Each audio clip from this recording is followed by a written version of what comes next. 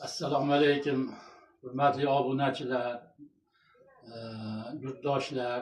Mana men Javlonbek klinikasiga kelib, asalari shifo klinikasida 2 kurs davolandim. Kelganimda oyoqlarim og'rirdi, yurishim qiyin edi. Mana 2 kurs olganimdan keyin hozir yaxshi. 60-70% yaxshilandi. Oyoqlarim yengil bo'lib qoldi. Egilmas edi, mana egilyapti. Iloyim tan joni sog' bo'lsin bu Javlonbekni. 3-stepen osteoartroz bilan keluvdingiz-da siz, suv yemirilishi 3-stadiyasi dedingiz. 3-darajali artroz kasalligi bilan kelgan edim. Mana Xudoga shukr, shunchalik yengil bo'lib qoldim hozir.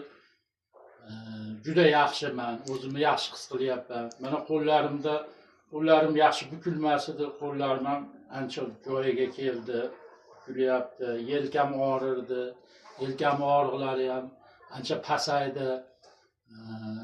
Endi sizlarga ham shuga kelib davolanishlaringni, har xil ximikatlarni olmasdan, mana tabiiy shu arilardan davolanib sog'ayib ketishlaringni istayman.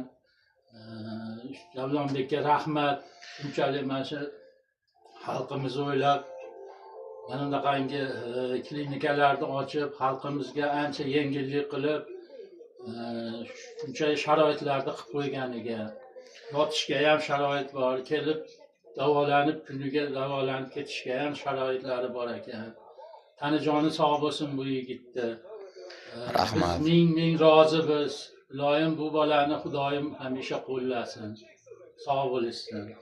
Alloh shifo bersin. Salomat bo'ling, tog'a. Xursandmisiz axir shifo topganingizdan? Albatta xursandman. Salomat bo'linglar. Alloh shifosini bersin.